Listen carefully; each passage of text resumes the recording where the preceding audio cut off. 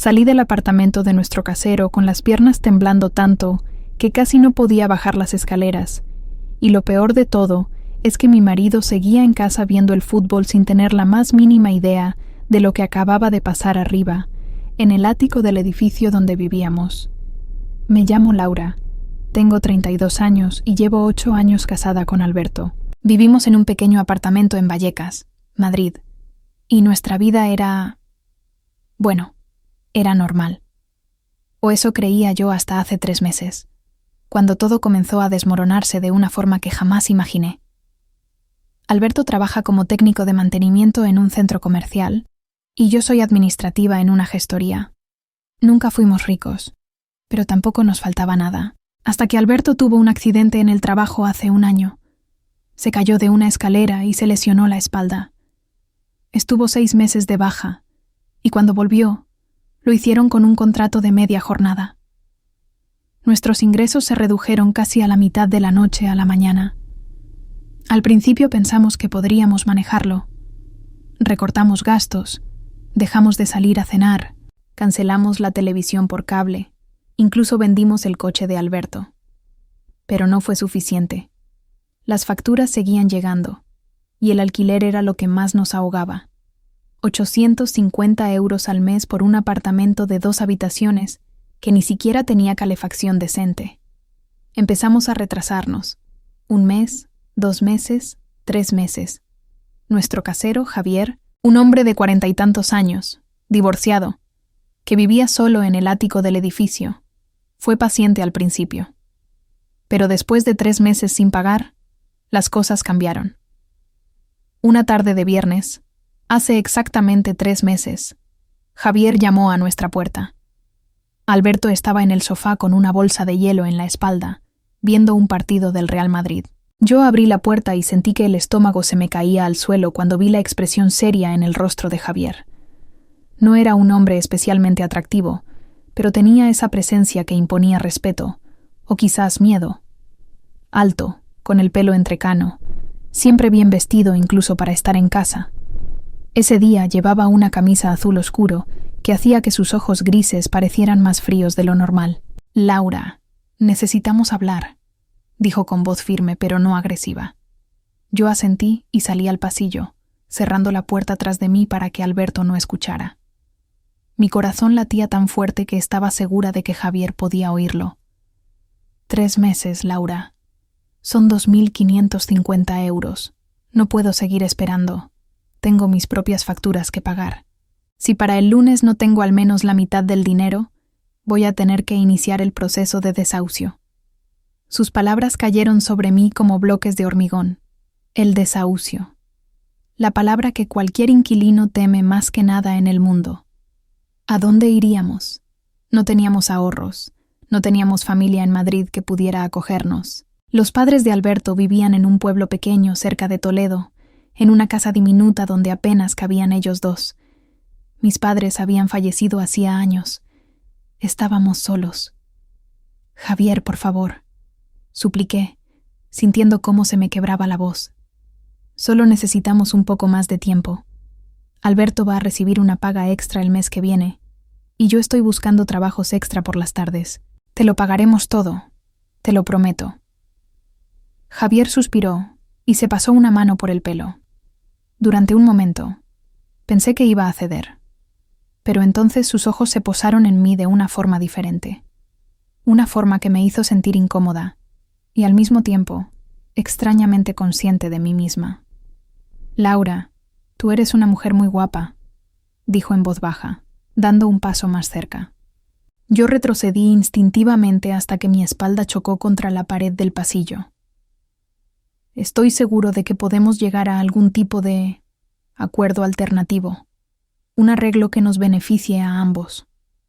Y ahí fue cuando lo entendí, cuando comprendí exactamente qué tipo de arreglo estaba sugiriendo.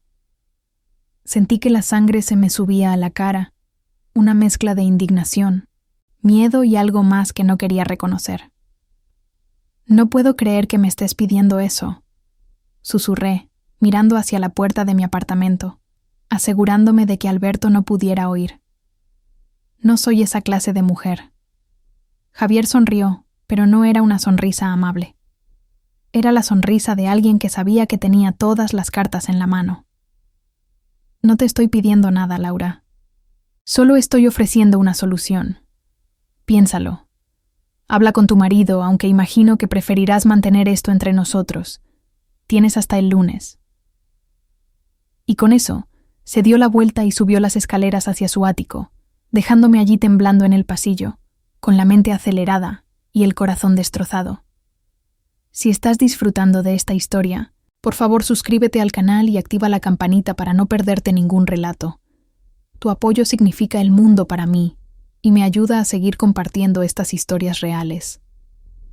Volví a entrar al apartamento y cerré la puerta tras de mí, apoyándome contra ella para recuperar el aliento. Alberto seguía en el sofá, completamente absorto en el partido. ¿Qué quería Javier?, preguntó sin apartar la vista de la televisión. Nada importante, mentí, mi voz sonando más aguda de lo normal. Solo quería avisarnos de que van a fumigar el edificio la semana que viene.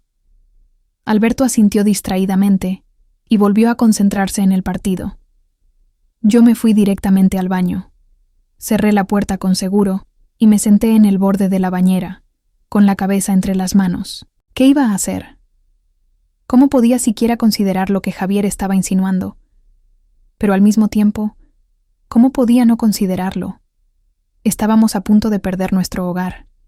No teníamos a dónde ir. Alberto no podía saberlo nunca, pero si hacía esto, si me sacrificaba de esta manera, podría salvar nuestra vida, nuestro matrimonio, nuestro futuro. Esa noche no pude dormir. Me quedé despierta mirando el techo, escuchando los ronquidos de Alberto a mi lado, sintiendo cómo las lágrimas se deslizaban por mis sienes hasta empapar la almohada. ¿Qué clase de mujer estaba considerando algo así? ¿Qué me había pasado? Pero luego pensaba en Alberto, en su espalda lesionada, en cómo se culpaba a sí mismo todos los días por no poder mantenernos como antes. Pensaba en la vergüenza que sentiría si nos desahuciaran, en cómo eso probablemente destruiría lo poco que le quedaba de autoestima. Y pensaba en Javier, en su oferta, en la forma en que me había mirado. Había algo en esa mirada que, por más que me avergonzara admitirlo, había despertado algo en mí. Algo que llevaba dormido mucho tiempo. El fin de semana fue una tortura. Alberto notó que estaba distraída y me preguntó varias veces si me pasaba algo. Yo seguía mintiendo, diciéndole que estaba preocupada por el trabajo, por las facturas, por cosas generales. El domingo por la noche, mientras Alberto dormía, me quedé sentada en la cocina a oscuras, mirando el techo, sabiendo que el ático de Javier estaba justo encima de mi cabeza. ¿Estaría despierto? ¿Estaría pensando en mí?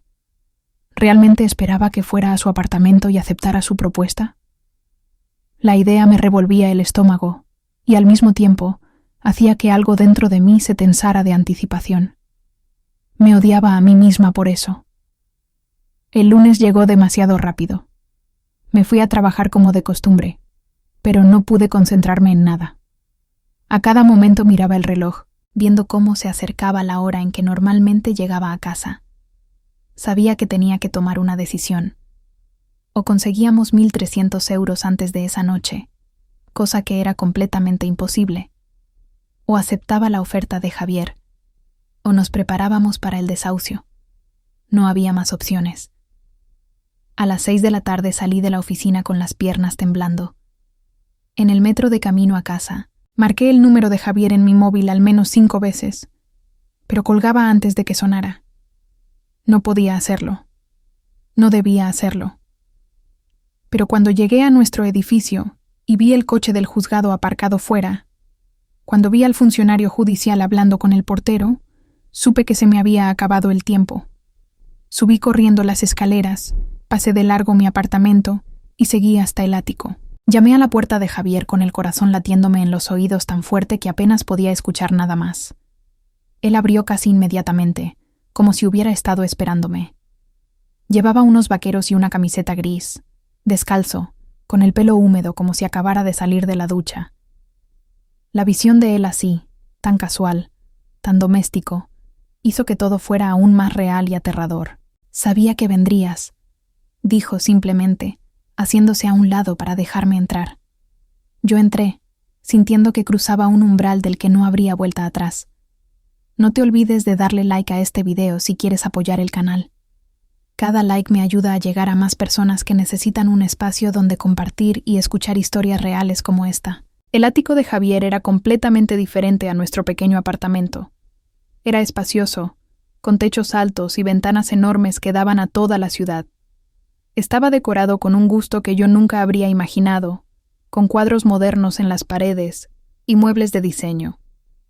Había una enorme cocina americana abierta al salón, y a través de una puerta entreabierta podía ver lo que parecía ser un dormitorio con una cama enorme. «Bonito, ¿verdad?», dijo Javier siguiendo mi mirada. «Heredé este edificio de mi padre hace 10 años. Podría vivir en cualquier parte, pero me gusta estar aquí. Me gusta saber qué pasa en mi propiedad. Me gusta conocer a mis inquilinos». La forma en que dijo esa última frase hizo que un escalofrío me recorriera la columna. «Hay un funcionario judicial abajo», dije. Mi voz apenas un susurro. «Vino a notificar el inicio del proceso de desahucio. Es su trabajo. Pero yo puedo detenerlo con una simple llamada, Laura. Todo depende de ti». Me quedé allí de pie, en medio de su lujoso salón, sintiéndome pequeña y sucia y desesperada. «¿Qué quieres exactamente de mí?», pregunté, aunque ya conocía la respuesta. Javier se acercó lentamente, hasta que estuvo lo suficientemente cerca como para que pudiera oler su colonia, algo caro y masculino que me mareaba. «Quiero que pases tiempo conmigo», dijo suavemente. «Una vez a la semana, solo 1 hora o 2. No tiene que ser nada complicado, Laura. Solo compañía, conversación, lo que surja naturalmente. A cambio, el alquiler atrasado queda perdonado, y los próximos 6 meses también están pagados. Es un trato justo». Mis ojos se llenaron de lágrimas. «Es prostitución», susurré. «Es supervivencia», corrigió él, sin un ápice de vergüenza en su voz. «Y es una decisión que solo tú puedes tomar. Yo no te estoy forzando. Puedes marcharte ahora mismo si quieres. Pero entonces mañana recibirás la orden oficial de desahucio. Tienes 30 segundos para decidir». Y yo, Dios me perdone, me quedé. Me quedé allí de pie mientras él esperaba, mirándome con esos ojos grises que parecían ver directamente dentro de mi alma. Me quedé porque pensé en Alberto y en su espalda rota y en su orgullo destrozado. Me quedé porque no teníamos a dónde ir. Me quedé porque, en el fondo, una parte oscura de mí quería quedarse. Quería saber qué se sentía al ser deseada de esa manera. Quería escapar aunque fuera por 1 hora de la rutina gris y desesperada en la que se había convertido mi vida. «Está bien», dije finalmente, mi voz quebrada. «Acepto». La sonrisa de Javier fue triunfal. Sabía que eras inteligente. Se acercó al teléfono y marcó un número. «Sí, soy Javier Mendoza del edificio de la calle Alcalá.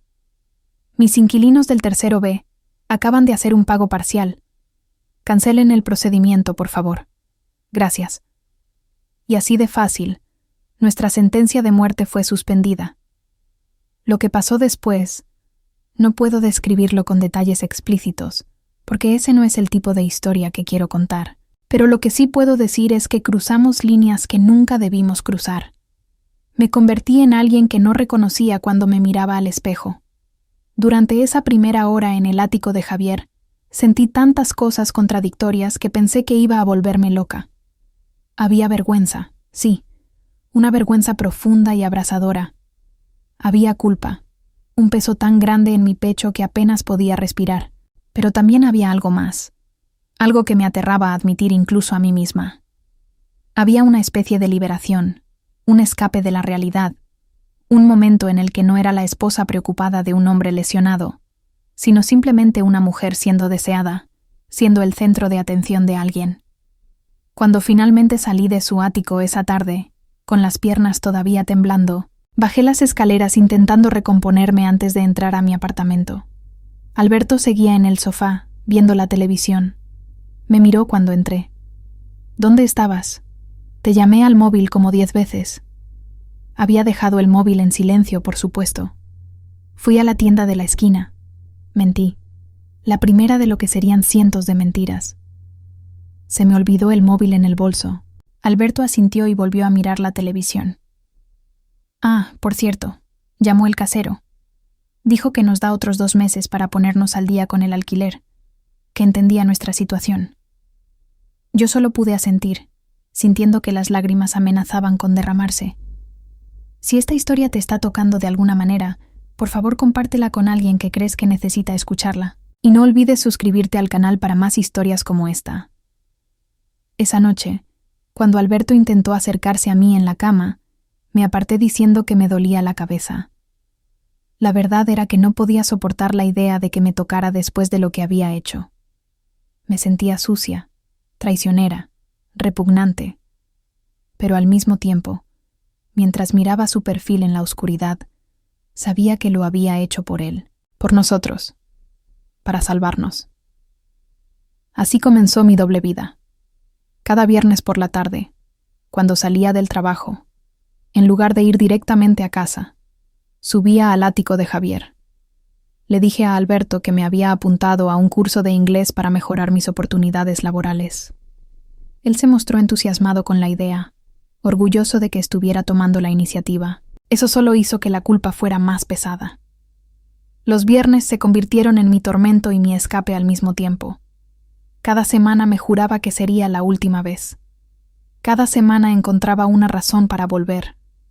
Javier nunca fue violento o cruel. De hecho, era casi peor porque era amable a su manera. Me preguntaba por mi día, me ofrecía vino, me hacía sentir como si fuera algo más que una transacción. A veces hablábamos durante horas sobre todo, y nada. Me contó sobre su divorcio, sobre cómo su exmujer se había ido con su mejor amigo. Me habló de la soledad de vivir en un edificio lleno de gente, pero sin nadie realmente cercano. Y yo, patéticamente, me encontraba a veces sintiendo lástima por él, comprendiendo su soledad porque en cierto modo reflejaba la mía propia. Porque aunque estaba casada, aunque compartía cama con Alberto todas las noches, me sentía profundamente sola. Él estaba tan consumido por su dolor físico y su depresión, que apenas me veía ya. Hacía meses que no teníamos una conversación real. Hacía más tiempo aún desde la última vez que me había mirado realmente, que me había preguntado cómo me sentía yo. Pasaron las semanas y luego los meses. Me volví experta en mentir, en compartimentar mi vida, en llevar 2 existencias completamente separadas.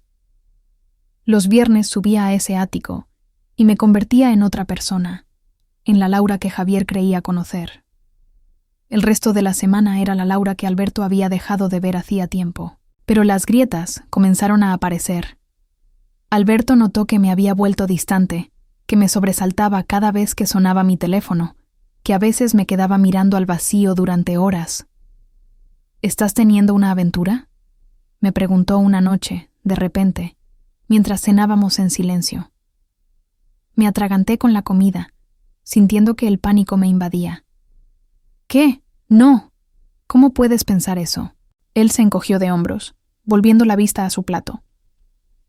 No sé. Estás diferente, más lejana. Pensé que tal vez...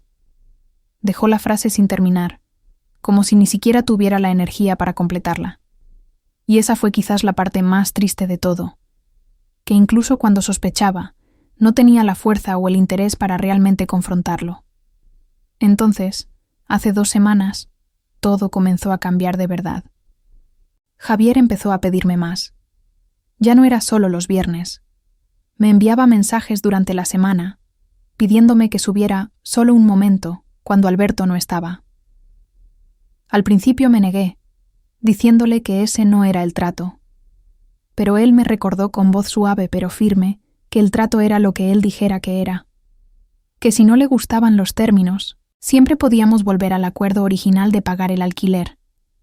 Y yo, cobarde como siempre, cedí. Empecé a subir también los miércoles, luego algún lunes ocasional. Me encontré viviendo en un estado constante de ansiedad, esperando la siguiente llamada, el siguiente mensaje, sabiendo que tenía que responder o todo nuestro mundo se derrumbaría. Y lo peor de todo es que parte de mí ya no iba solo por obligación. Parte de mí esperaba esas visitas, ansiaba esa atención, necesitaba esa validación de ser deseada. Me había convertido en exactamente el tipo de persona que siempre había despreciado. Comenta aquí abajo qué piensas de esta situación. ¿Alguna vez has tenido que tomar decisiones imposibles? Cuéntame tu historia. Hace una semana, Alberto encontró un trabajo nuevo. Un trabajo de jornada completa, con mejor salario. Debería haber sido el final de esta pesadilla. Debería haber sido mi oportunidad de terminar con Javier, de volver a mi vida normal. Pero cuando se lo dije, cuando le expliqué que ya podíamos pagar el alquiler normalmente y que nuestro arreglo ya no era necesario, él simplemente sonrió. ¿Quién ha dicho que esto sea solo por el dinero, Laura?, preguntó, pasándome un dedo por la mejilla. Esto se ha convertido en algo más. ¿No lo sientes? Tenemos una conexión, algo real. Me aparté de él, sintiendo náuseas. No, esto nunca fue real. Fue supervivencia. Pero ya no lo necesito. Se acabó. La expresión de Javier se endureció. Ah, sí. ¿Y qué va a pasar cuando Alberto descubra la verdad?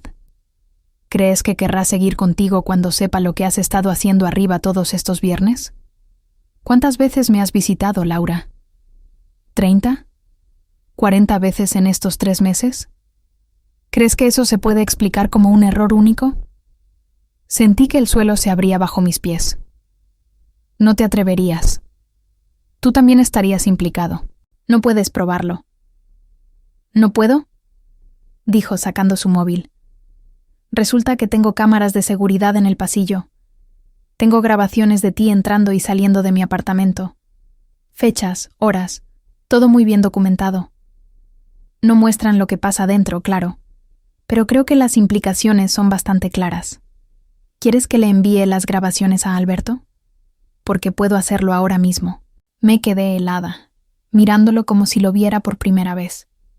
Todo este tiempo había pensado que él era solitario, algo patético incluso en su necesidad.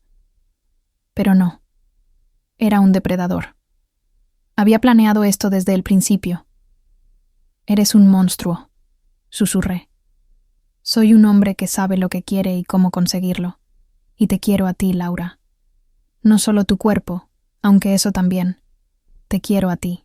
Quiero que dejes a Alberto y estés conmigo. No podía creer lo que estaba escuchando. Estás loco. Jamás haría eso.